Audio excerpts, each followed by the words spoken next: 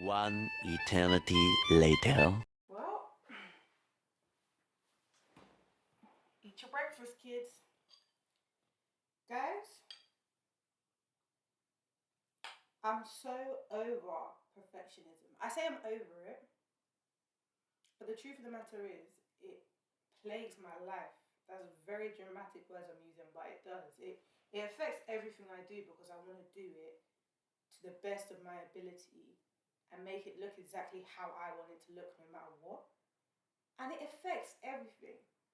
Like, from the last video, hopefully, I put it up. I might put this one up before that, but that's why I haven't been doing YouTube, because I just want everything to be perfect. If you see the way that I set up my mic, this this camera, everything. Like, I think about my eyebrows, I think about my hair, I think about my lips are dry, I think about, like, me, I would never eat on camera. The fact that I'm speaking with food in my mouth, uncomfortability. High uncomfortability. And it's not that deep. It's not that deep at all. I haven't ironed my top. Does it matter? No. Does any of it matter? As you can see, the room's a mess. Because I'm cleaning out a cupboard. Anyway, let me finish my breakfast before I start talking to you people. But I'm just trying to prove a point to myself that not everything has to be perfect. The lighting, I didn't have my lights out today. Because I said to myself, if I don't do it like now, like if I don't do it now, it's not gonna get done. Like now. But I had to get a shower. I just was like, oh, I want to eat before I get a shower. No, just get the shower ASAP. And as I was doing things, like, so many things was coming to mind. So many more things I wanted to talk about. So many more understandings were coming to mind. And I just was like, I've got so much to say. Like, I need to get it out before I forget. Because me, if there's one thing about me, is I forget things. I forget everything. So I was like, no, I've got to get this done now. And I don't actually have time. I've got other things to do today. So be with me in my mess.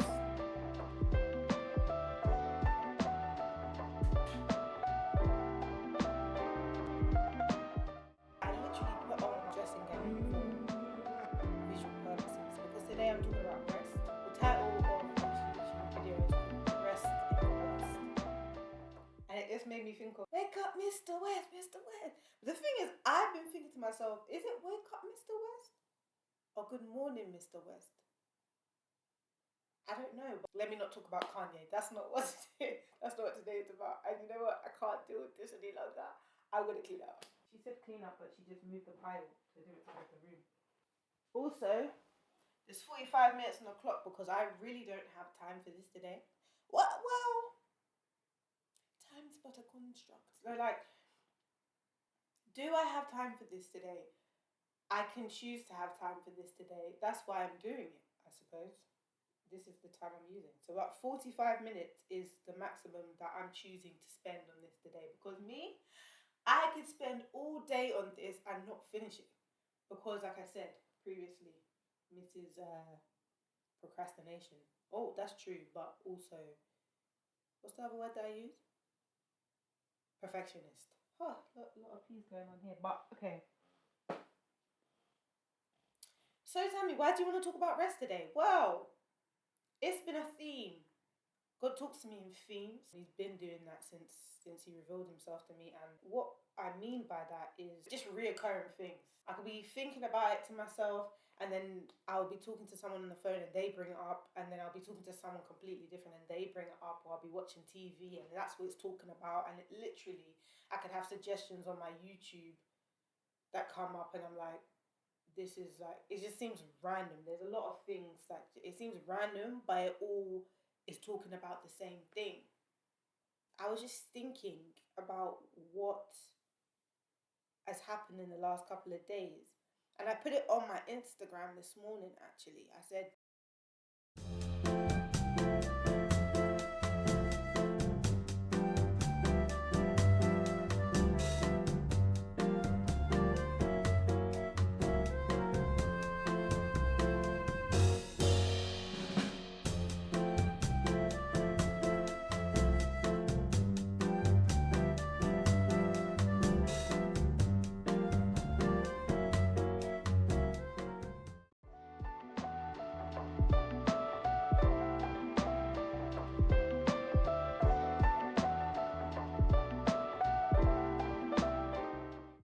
So I want to talk about rest, right?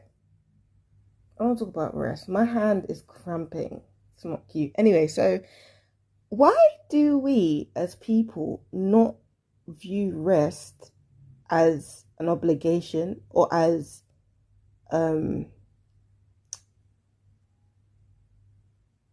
obedience to the Lord? That word took forever to come. But like, why don't we do that? Why don't we why don't we see it as disobedience when we aren't resting? I'm trying to figure out, where do I start this story from? Let's start it from yesterday.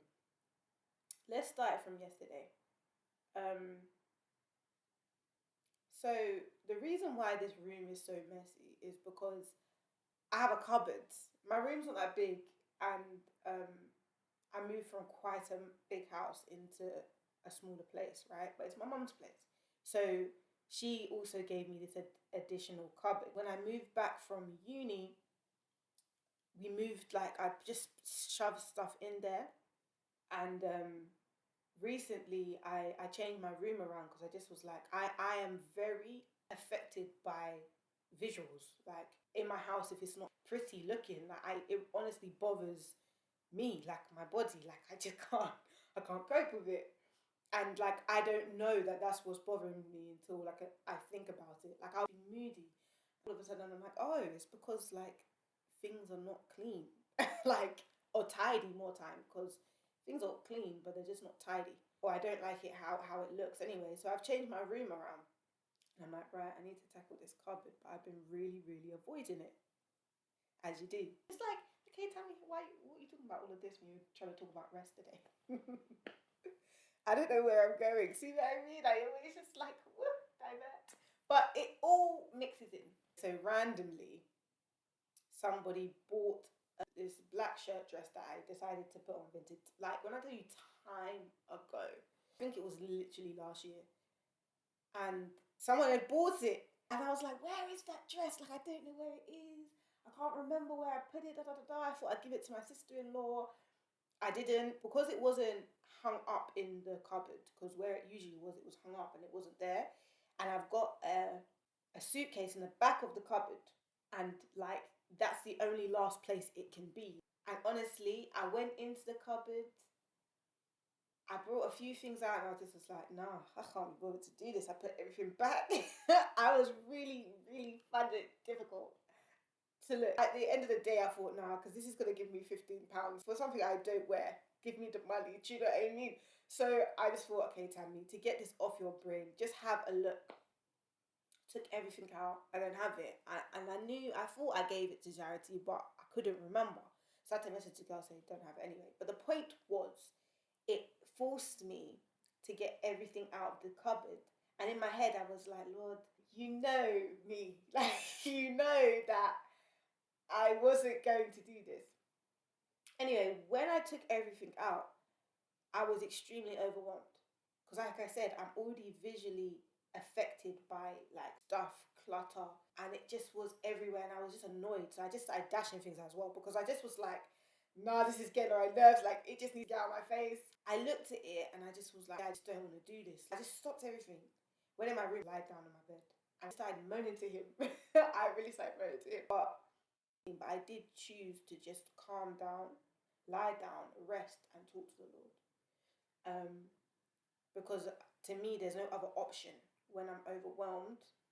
Like, I can continue to choose to ignore this, but now everything's out on the floor. I'm gonna have to deal with it. I realized that what I was actually dealing with the stuff, was a physical representation of what I'm going through mentally, emotionally, spiritually, and that I'm very good at just completely avoiding things. Like, if it's going to overwhelm me, let's just put it away right now. Do you know what I mean? And my friend, she literally said the same thing to me a couple of weeks ago. Like, she's had all of these mechanisms to avoiding her issues. And because she's doing Lent and she decided to get rid of a lot of stuff, she's like, I can't go to anything as my mechanism anymore.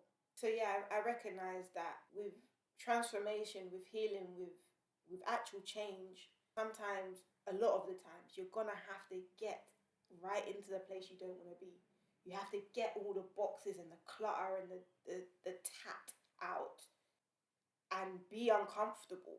Be very uncomfortable. You don't like it. It's not nice. But I believe he said to me, like, Tammy, you're gonna have to do this in order for it to be clean.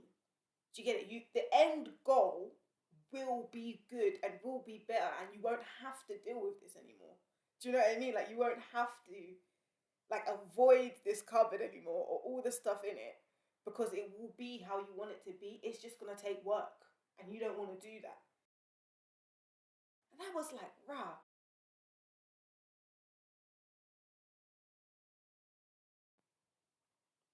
When I was editing this, I realized that if you are anything like me and my friend in avoiding uncomfortable circumstances, avoiding things, using mechanisms, and just trying to avoid really and truly being completely overwhelmed by your circumstance. Like, I believe that the reason why we're finding it so overwhelming is because we're trying to deal with it in our own strength. And to avoid the circumstance isn't actually helping it, which we all know anyway. I'm pretty sure you know that avoiding isn't the key to fixing an issue. But God is not trying to overwhelm you. I believe God's always trying to teach you something. He's always there to help you. He's always there to grow you. And He's always shaping us. So when you find yourself in an overwhelming situation, like, who better to go to help you? It's like He doesn't just sit there and watch you and say, oh, well, how are you going to get yourself out of this one? He's like, no, come here. Let me help you. Not only talk to me about it, not only get things off your chest, but I want to work this through with you. Like, I'm here to take your worry. When you come to me, I'll give you peace. And yeah, I think the work part, because I said earlier that it's work I don't want to do, but I don't recognize that actually God wants me to work in rest, to go to Him, to give Him my burdens. But it doesn't stop there. It's, okay, Tammy, how are we going to work this through? How are you going to grow in this? And yeah, I think I'm going to do a video on how work and rest don't have to be polar opposites. And I actually believe, like, biblically, they're not polar opposites. Yeah. So there was that. And there was also, I was watching conversation with the Perrys, Jackie and Preston. They were talking about temptation. And in that, Perry talks about how he had a moment where he had a dream. I had a dream that a evil spirit was trying to, like, find its way into our home, and the moment I begin to try to, like, rebuke it by telling it to get away, it just ignored me, as if, like, it didn't see me, it didn't hear me. But the moment I sat down and just rested in this chair, I felt like the Lord was saying, "This is how you fight. You fight the enemy by resting in me, right?" And then it began to, like, go away, and the dream began to fade.